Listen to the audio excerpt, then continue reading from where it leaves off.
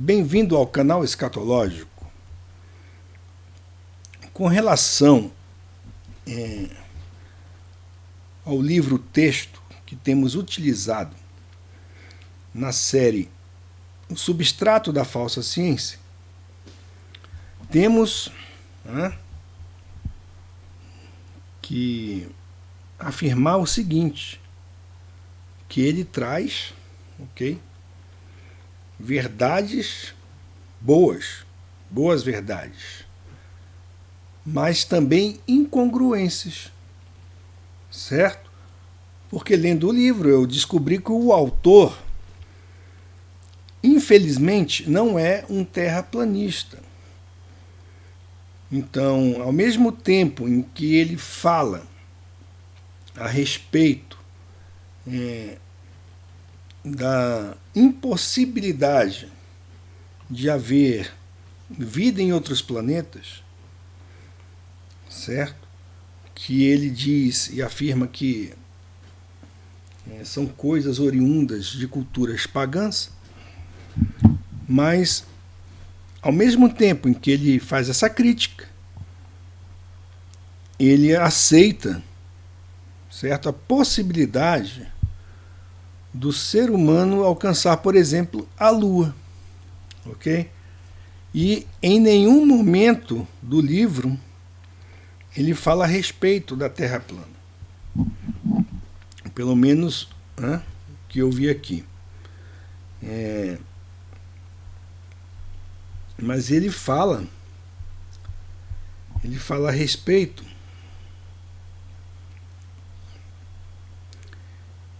ele cita aquela fórmula, existe uma fórmula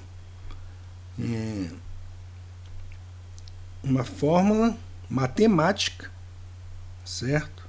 Ele menciona Tesla, ok? E ele afirma aqui que Tesla,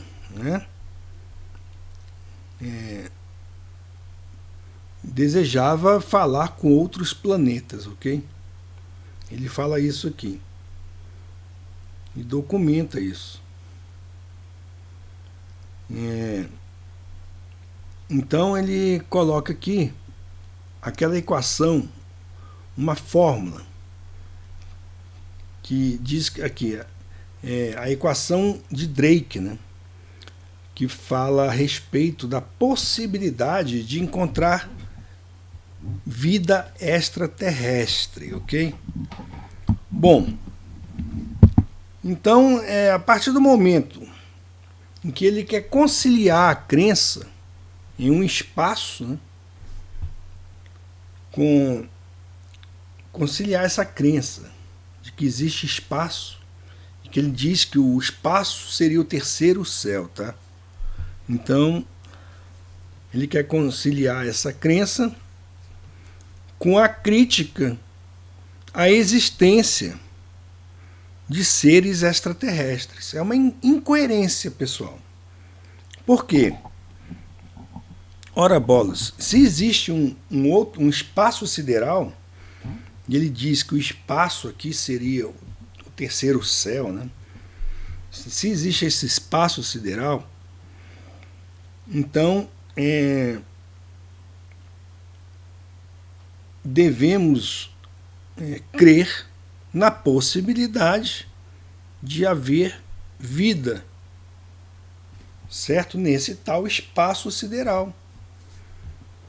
É que o espaço sideral, na concepção dos globoloides, é um local onde há um monte de planeta, estrelas, sistemas solares, E a partir do momento em que ele admite que o homem pode ter ido à Lua, ele então comete uma gafe impressionante.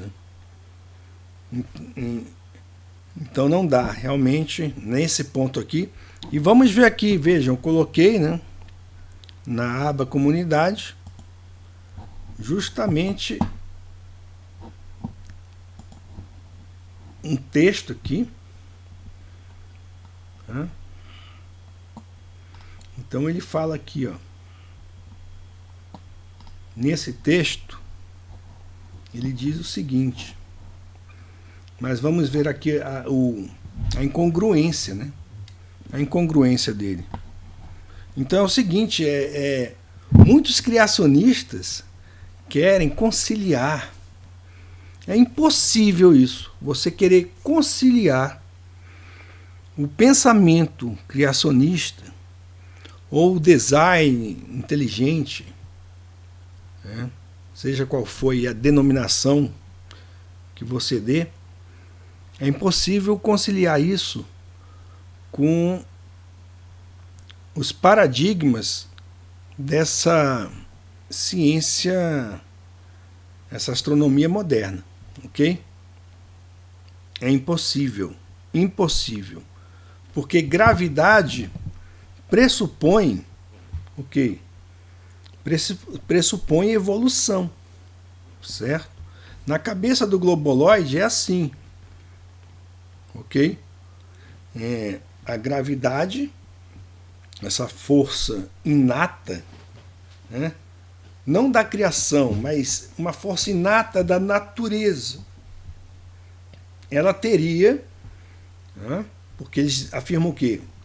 É o Big Bang, uma grande explosão, e aí gerou a matéria. Vejam, né? A matéria se autogerou, gente, certo? Eles falam isso. Houve então uma explosão, né? A partir de uma coisa chamada singularidade. Pá, explodiu, certo? E ali, todos os elementos ali, a partir dessa explosão, né? O nada, então haveria um nada, foi preenchido por uma sopa de matéria, né? Podemos chamar assim. E a gravidade surgiu daí, né? Dessa explosão, e ela foi formando os mundos. Foi formando os mundos a partir da aglutinação. Ela fez a matéria se aglutinar de forma esférica, tá? O negócio deles é esfera, cara. Ela foi aglutinando. Igual umas bolinhas de cocô, né? Tem aqueles cocô que é bola, então. É assim, aí foi aglutinando a matéria, certo? Aí começou a girar, e aí tem um monte de coisa, né? Aí foi surgindo vida, a sopa, sei lá, né?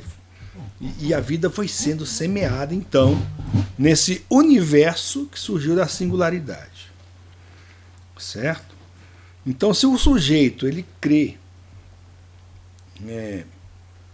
nesse tal espaço, nessa tal gravidade, ele não pode crer no relato bíblico, uma coisa ou outra, certo? Então vejam só. Então ele fala aqui, ó, texto do livro que está além. O pensamento, ele está falando a coisa certa, certo, pessoal, aqui. Mas começa a misturar com aquilo que não presta, tá?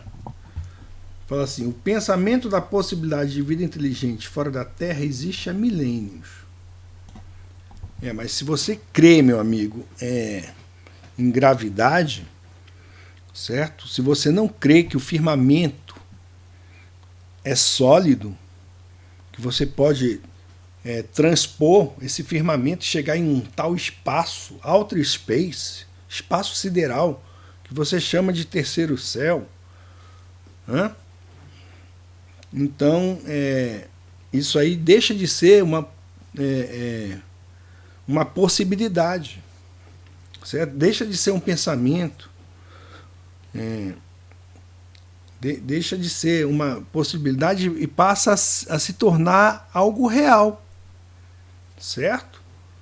Existem um monte de espécies, porque nós, né, surgimos do nada, o Big Bang, e aí pode dar sempre uma explosão em algum lugar aí, uma estrela anã, que, né, ela fica vermelha, aí uma estrela anã cria um buraco negro, aí surge uma explosão através da concentração de matéria, uma outra singularidade por causa da força gravitacional, e por aí vai, né? Por aí vai, é uma coisa louca, coisa de maluco. Então ele diz: para o cristão que crê na Bíblia, suas origens podem ser rastreadas até os dias após o grande dilúvio, cerca de 4.360 anos atrás. Esta foi a era que testemunhou o surgimento dos antigos cultos pagãos. Então ele está seguindo aqui a cronologia bíblica, né? Então aqui a gente pode ver, o cara é um criacionista, certo? As religiões pagãs que concentravam sua adoração nos corpos celestes e nos seres que agora supunham que viviam lá.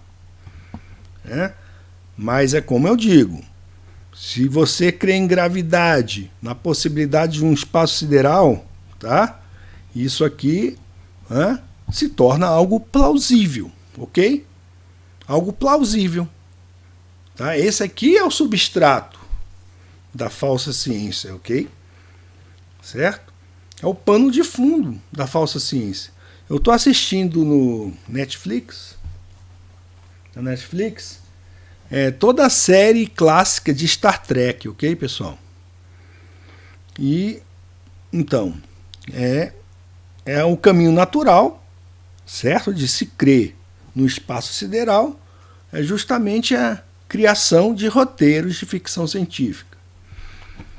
Como cristãos que creem na Bíblia, é imperativo termos em mente que a palavra escrita de Deus contém os verdadeiros relatos que descrevem a história da humanidade. Concordo perfeitamente, ok? Então, ali há os relatos, ok? A Bíblia não contém apenas a história do homem, mas sua revelação está fora do próprio tempo e espaço. Aqui que ele pisou na maionese, pessoal. Certo? Tempo e espaço, né? Espaço-tempo, isso é uma... Espaço-tempo, isso é uma concepção da teoria da relatividade. Espaço-tempo, né? Que a gravidade curva o espaço-tempo, né? A força gravitacional. E aí surge um monte de teoria maluca, né? Certo? Então o Senhor Jesus Cristo, aquele que começou a misturar as coisas, né? Não dá, meu amigo. É por isso que eu, realmente eu critico esse tipo de pensamento. O Senhor Jesus Cristo, que é o Verbo encarnado, é o princípio, o fim e mais ainda. O Deus eterno, eu sou o Alfa e Ômega, o princípio e o fim, diz o Senhor, que era e que está por vir, o Todo-Poderoso. Antes que as montanhas surgissem, ou antes que tivesses formado a terra e o mundo, sim. De eternidade a eternidade, tu és Deus. O Senhor reina, está vestido de majestade. O Senhor está vestido com a força da qual se cingiu. Também o mundo está estabelecido de modo que não pode ser movido. Está aqui, ó. Né? O mundo não pode ser movido. Como ele quer conciliar? Aqui tem um insight de uma terra imóvel, certo? Como ele quer conciliar isso com essa ideia de tempo e espaço? E no livro ele fala a respeito, ele admite que o homem foi à Lua mesmo, que o homem foi à Lua, e fala em espaço sideral, certo? Então esse aqui ele tem que evoluir mais um pouquinho, né? O Senhor Jesus Cristo, eu sou o Alfa e o Ômega, o princípio e o fim. Antes que as montanhas, tu és Deus. O Senhor reina, está vestido de majestade. Também o mundo está estabelecido de modo que não pode ser movido. Teu trono está estabelecido desde a antiguidade, tu és desde a eternidade. Então, o que existe, o que a palavra de Deus fala, é de uma eternidade. Tu és desde a eternidade. Deus sempre foi, sempre será, ok? E essa concepção do espaço-tempo, isso é pura teoria, né? Pura teoria. O espaço sendo curvado por uma força gravitacional. Sabemos que tudo isso é uma concepção, né? Uma concepção totalmente desprovida de veracidade. Aí ele fala, porque as escrituras abrangem o tempo e o espaço, indo até mesmo além desses limites, e porque contém um registro verdadeiro das primeiras façanhas da raça humana, não deve haver nenhum problema em localizar onde os primeiros pensamentos da crença na vida extraterrestre emergem. Certo? Então aí ele traça, né, uma linha do tempo e vai explicando como essa crença surgiu. Mas essa crença surge justamente, né, por essa concepção de existir, né, o espaço-tempo. O espaço-tempo. A eternidade, ela não é uma entidade, pessoal. Não é uma entidade, como dá para entender desse texto aqui. Tu és desde a eternidade. Abrange o tempo, indo até mesmo além desses limites. Então, o espaço-tempo, a eternidade não é uma entidade. Certo? Existe a eternidade porque Deus é eterno. Só isso. A própria palavra fala que a vida eterna é esta, que te conheçam a ti, o único Deus verdadeiro, e a Jesus Cristo a quem tu enviastes. Então, a eternidade, ela é feita a partir do conhecimento de Deus. Ok? Então nós temos, a palavra fala que Deus colocou no coração do homem a eternidade. Mas essa eternidade é o que? É o desejo de conhecermos a Deus. Certo? E o ser humano sempre desejou isso. Mesmo que busque a Deus em caminhos errados, ok? Então essa aí é a crítica que temos a respeito desse livro. Ok? E então aqui ele para esse autor, passa totalmente despercebido a realidade de um domo. Que Deus colocou limite é na terra mesmo. Estamos limitados aqui por um domo, ok? E ele fala, né, aqui sobre esse terceiro céu, que seria aí o outer space, ok? Ele fala isso. Mas no livro ele não enfrenta, certo, a tradução ou a realidade de Isaías 40:22. Então ele fala aqui a respeito dos anjos. Isso aqui eu achei interessante. Que ele vai falando a respeito dos seres que foram criados. Certo? E a gente pode ver isso nessa linha do tempo que ele vai traçando no livro. Ok? Então a classificação anjos, né? A origem deles foram criados por Deus, diretamente, criação direta, né? E eles residem no terceiro céu, os anjos de Deus. No segundo céu, que seria a terra, os vagabundos anjos de Satã, né? São os anjos do demônio.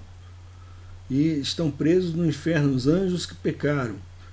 Em relação com Deus, tem os anjos de Deus, né? Os justos, e os anjos caídos. Os anjos de Satã e os anjos que pecaram. Ok? Então ele vai falando, ele fala sobre o paradigma alienígena, tá? O paradigma alienígena, então falando a respeito do paradigma alienígena, ele diz que este paradigma tem sua origem e história nas escrituras. Ele cita Eclesiastes 1:10. Alguma coisa de que se possa dizer, vê, isto é novo?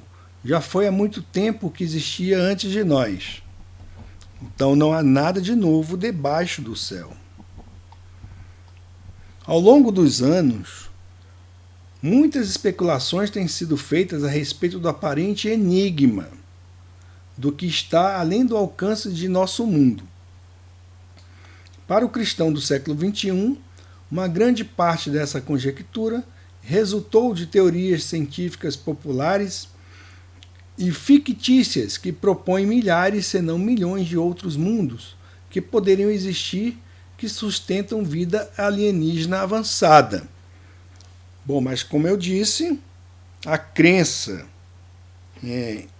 de que o firmamento, na verdade, é o espaço sideral, a atmosfera e depois o espaço, o terceiro céu, né, gera justamente esse tipo de crença. Embora muitos cristãos tenham interesse neste assunto, e com razão, a maior parte dos líderes da igreja hoje ignora completamente o assunto. Né? E eles ignoram também, né, a verdade da Terra plana. Ok? São covardes. Né? Nesse ponto são muito covardes. Porque não querem ser taxados de esse cara é um supersticioso. Ele acredita que a Terra é plana, ele acredita na literalidade da Bíblia, olha. Ó, né? Tem uma tampa de bolo em cima, aí começa a ser zombado, né? Ele não quer ser zombado. Ok? Então você pode ir aí em muitos locais, aí, casa de cristãos, né? Que você vai ver lá o globo terrestre lá, né? Pá, o cara coloca um globo terrestre. Isso aqui é o mundo em que eu vivo, né? Porque meteram na cabeça dele uma coisa totalmente antibíblica. Mas ele crê naquilo, piamente. Estamos girando. Ele acorda todo dia de manhã e agradece a Deus. Obrigado pelo milagre da gravidade que me sustenta nessa terra globo. Obrigado, obrigado. Né? Então, totalmente fora de senso. Não se sabe se essa rejeição em massa, ele falando, né, aqui não é da Terra plana, ele falando a respeito de enfrentar essa situação, né, de vida alienígena e tal. Mas se aplica à Terra plana, tá? O que ele vai falar aqui. Não se sabe se essa rejeição em massa é resultado de medo, ignorância ou desconsideração deliberada. Mas permanece o fato de que a educação cristã que crê na Bíblia em geral está terrivelmente atrasada em estabelecer um firme fundamento baseado na Bíblia em relação a uma das grandes realidades, aí ele usa, né, do universo. Certo? Então eu fico pensando, um cara desse aqui, ele é o quê? Ele é maçom? Né? Ele é adventista? Porque os líderes do adventismo, eles têm esse negócio, né, de querer conciliar a gravidade com o criacionismo. Certo? Não, Deus criou, mas estamos numa terra bola. Né? Certo? Porque o tudo mais é metáfora. Ok? Tudo mais é metáfora. Aí ele fala, né, que o livro dele, no primeiro capítulo, vai examinar as origens bíblicas desse assunto, que ele diz que é fascinante, e estabelecer o cenário para um fenômeno que perdura através dos tempos. A crença na vida inteligente fora da Terra. Capturando as mentes dos homens, o pensamento da possibilidade de vida inteligente fora da Terra existe há milênios. Para o cristão que crê na Bíblia, suas origens podem ser rastreadas até os dias após o grande dilúvio. Aí ele coloca a data, 4.360 anos atrás. Aí ele cita, vejam só, Epicuro, ok? Que era um filósofo, né, grego. A ascensão do pluralismo cósmico. Aí ele coloca datas assim, 600 a.C. até 1600 depois de Cristo. E ele cita Epicuro: existem mundos infinitos, iguais e diferentes deste mundo. Em todos os mundos existem criaturas vivas. Uma das coisas, a religião espírita, né, o espiritismo, crê muito nisso, porque eles acham que há mundos menos evoluídos e mundos mais evoluídos. E algumas crenças, né, espiritualistas falam aí que a pessoa vai reencarnando em diversos mundos, ok? Então essa ideia, né? Essa ideia aí já é algo que vem dos gregos antigos. Né? Mas é impressionante que eu vejo a incoerência desse autor, que ele fez um estudo tão bom, né, a respeito dessa crença, e que ele, né, de modo bíblico, ele mostra que isso não tem fundamento, mas ao mesmo tempo ele crê naquilo que seria justamente o pano de fundo para esse tipo de crença. Não dá para entender, né, pessoal? Aí vocês podem deixar nos comentários o que vocês acham disso. A crença em seres inteligentes e na vida em outros planetas não começou no século XX, com o advento do fenômeno OVNI, UFO. Ao contrário, variações do conceito existem desde quase o início, tornando-se mais proeminentes nos últimos 550 anos. Então é o seguinte, se nós sabemos, né, que o grande engano vai ser deflagrado após o arrebatamento da igreja, e que entidades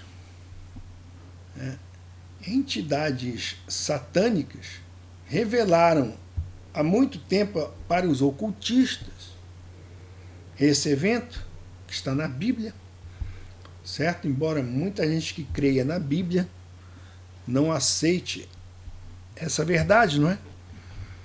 Então, nos últimos 550 anos, isso aqui coincide com Copérnico, né, com esses caras aí, né, que defendem esse modelo do papai deles, né, esse modelo heliocêntrico, certo? Então, tem essa concepção, né, tem justamente como principal objetivo explicar no futuro como milhões de pessoas desapareceram da Terra. Ok? Então aí isso é o grande engano que está por vir, certo? E por incrível que pareça, esse autor, né, de certa forma, ele combate a crença de vida em outros planetas, mas ao mesmo tempo deixa em aberto a possibilidade de existir isso, justamente por negar que a Terra, né, é coberta por um domo. Ele não enfrenta, já falei, mas vou repetir, ele não enfrentou no livro o significado da palavra raquiá, né, que significa um céu sólido, e interpreta o espaço sideral como sendo o terceiro céu, ou o terceiro céu como sendo o espaço sideral. Então ele diz que examinou, né, no livro as raízes bíblicas do fenômeno e o incidente que finalmente semeou a crença, que está em Gênesis capítulo 6, versos 1 a 4, que é justamente o episódio dos Nefilim, né? Os anjos terem concebido, né? terem tido intercurso sexual com as mulheres, e o que fizeram com que elas concebessem, né? Tivessem filhos que se tornariam gigantes. Então ele diz que o capítulo 2 do livro vai continuar a seguir essa linha de pensamento, ao mesmo tempo que examina as posições antigas históricas mais proeminentes até o século XVII, Um choque de crenças, quando reduzidas a seus pontos comuns mais baixos, é descoberto que dois sistemas de crenças sobre a teoria da vida extraterrestre estão em competição há mais de 2 milênios e meio. Então ele fala a respeito do naturalismo e do sobrenaturalismo. E que esses dois sistemas têm grandes variações dentro de si, mas os seus conceitos gerais permaneceram basicamente inalterados. O naturalismo é a base de filósofos humanistas, ateus e evolucionistas, que ele, infelizmente, está defendendo. Certo? Ele está defendendo os evolucionistas. E os ateus também. Porque se ele admite a gravidade, e o Stephen Hawking falou o seguinte: se existe algo como a gravidade, então não necessitamos de Deus. Certo? Então não dá para entender esse pessoal, viu? Não dá. Não dá. Certo? Então vejam só, o substrato da falsa ciência, o que fez com um livro, que tem grande valor. Certo? Deturpou o estudo do cara aqui, deturpou totalmente aquilo a que ele se propõe. O sobrenaturalismo, ele fala que os evolucionistas ensinam que a vida extraterrestre é um produto acidental da natureza. O sobrenaturalismo, embora tenha suas verdadeiras raízes no monoteísmo pré-diluviano e o testemunho dos patriarcas da humanidade, Adão, Enoque, Noé, etc., mais tarde se fragmentou em um sistema politeísta, a crença em muitos deuses, depois que as memórias e histórias pós-diluvianas deram lugar a novos pensamentos religiosos.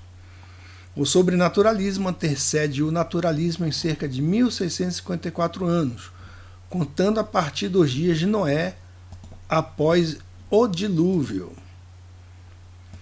E apoia a crença de que uma inteligência suprema ou inteligências representa ou é responsável pela vida extraterrestre.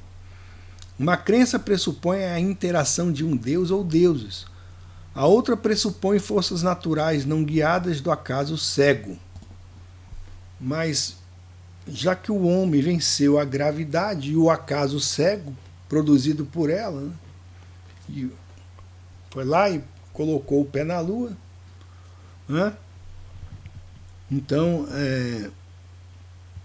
esse tipo de coisa enfraquece o argumento dele. Então vocês estão entendendo que não dá para conciliar?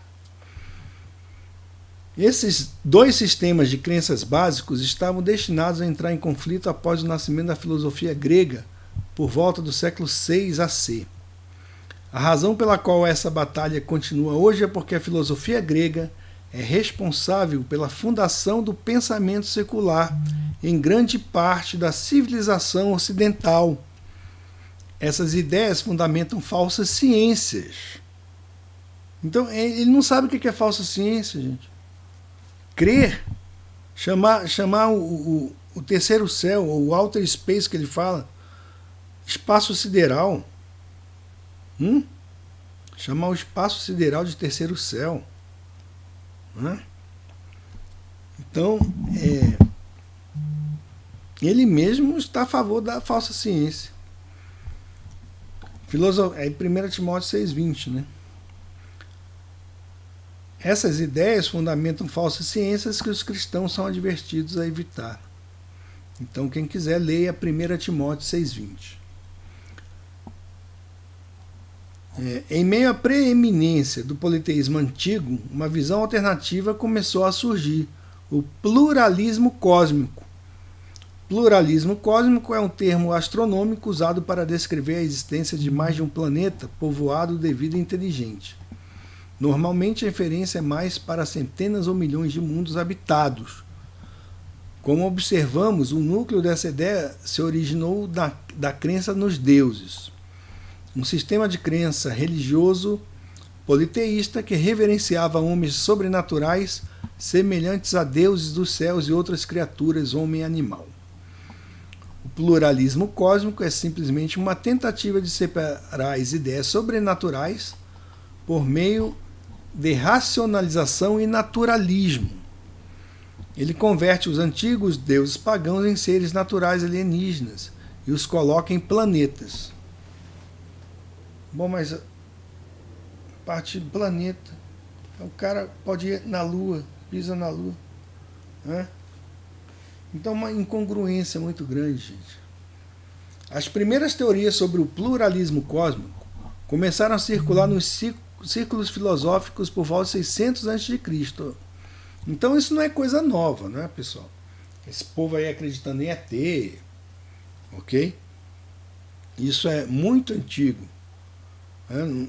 Não tem nada a ver, é Roswell, né? ET de Varginha, ok? E nós sabemos aí sobre os demônios, né? Que eles estão aí, ó, querendo até comer gente. Esta época foi contemporânea dos profetas Jeremias, Daniel, Ezequiel e Obadias, e do cativeiro de Israel sob o rei da Babilônia.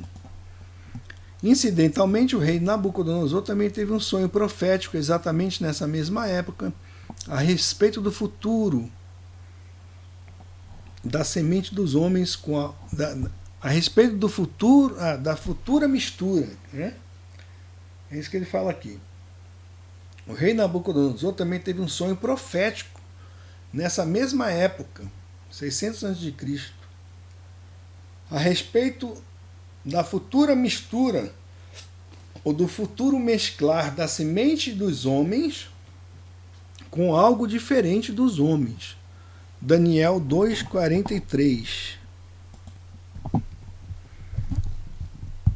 Quanto ao que viste do ferro misturado com barro de lodo, misturar-se-ão com semente humana, mas não se ligarão um ao outro, assim como o ferro se não mistura com o barro.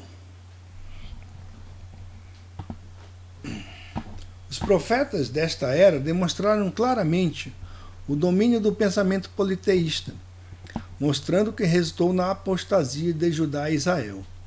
Pois, de acordo com o número das tuas cidades, eram os teus deuses, ó Judá, e conforme o número das ruas de Jerusalém, levantastes altares para coisa vergonhosa, altares para queimar incenso a Baal. Portanto, não ores por este povo, nem clamais, nem ores por ele, porque não os ouvirei quando clamarem a mim pela sua angústia. Se assim for, nosso Deus a quem servimos é capaz de nos livrar da fornalha de fogo ardente. Ele nos livrará da tua mão, ó rei. Mas se não, fica sabendo, ó rei, que não serviremos a teus deuses, nem adoraremos a estátua de ouro que levantaste.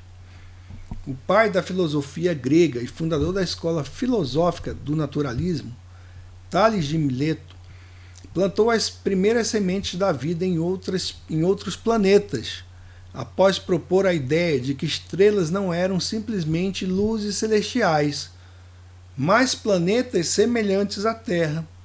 Então vocês podem ver aqui, né, pessoal, que esses cientistas aí, como eles acreditam em uma superstição, né? O cara vem dizer para mim, não, superstição é crer na Bíblia. Não, meu amigo. Superstição é acreditar, né, numa ideia criada por Tales de Mileto. Um homem que não tinha nenhum recurso. Não, aí vai o cara, você tem que ter o recurso, compra um telescópio. Eu já tenho a P900, vale mais qualquer telescópiozinho. Compra um telescópio. Mira não sei aonde que você vai ver. De repente vai ver lá a nave do ET, né? ET Phone Home, né? Certo? Então, eles falam tudo isso, mas essa concepção, né? Essa bobagem de vida em outros planetas, vou repetir, foi plantada por Tales de Mileto. que morreu em 545 a.C. Ele plantou as primeiras sementes da vida em outros planetas, após propor a ideia de que estrelas não eram simplesmente luzes celestiais, mas planetas semelhantes à Terra. Esse pensamento levou outros a teorizarem que talvez esses supostos novos planetas também fossem habitados. Anaximandro de Mileto, um aluno de Tales, ecoou a proposição de seu professor, acrescentando que um número infinito de outros mundos pode existir, não no espaço sideral, mas em sucessão temporal. Vejam só. Então, um bando de abestado falando assim, não, existe aí realidades alternativas. É o desenho animado, poxa. Aquele desenho animado. O desenho Rick e Morty, né? Anaximandro também acreditava que originalmente os homens nasceram de animais de uma espécie diferente. Olha onde esses abestados evolucionistas vão pegar, né? Vão pegar as ideias deles. É só uma coisa que eles regurgitam, gente. Depois vomita para a população, ok? Então isso aí é os cientistas dessa ciência ridícula, tá? Aí ele afirmava que os antepassados do homem eram peixes ou animais muito parecidos com peixes. A crença continua até hoje. Os filósofos gregos Xenófanes de Colofonte e Anaxágoras de Clazomene teorizaram que a Lua era um porto de vida. Mas o pior disso tudo, pessoal, vejam só, esse texto é muito bom, né? Então, agora nós sabemos, né, da onde vem a origem dessas bobagens todas que a gente tem ouvido, né? Gravidade, espaço sideral, conquista de outros mundos, né? Visita de seres de outros planetas. Né? Então nós sabemos, vejam só, o texto muito bom, não é? Mas, infelizmente, ele não conseguiu se libertar do pior Deus, né? Que muitos cristãos estão adorando. Que são vários, né? A deusa gravidade e o heliocentrismo e essa relatividade ridícula. Ok? Então, esses deuses aí são muito mais perigosos que os deuses de prata, de pedra, de barro, né? Que a estátua é muito mais perigosa que essa estátua, né? Que o rei fez lá para que Daniel, né, o povo do templo de Daniel adorasse. Muito pior, porque esses aí são deuses que escravizam a mente, estão dentro do ser humano.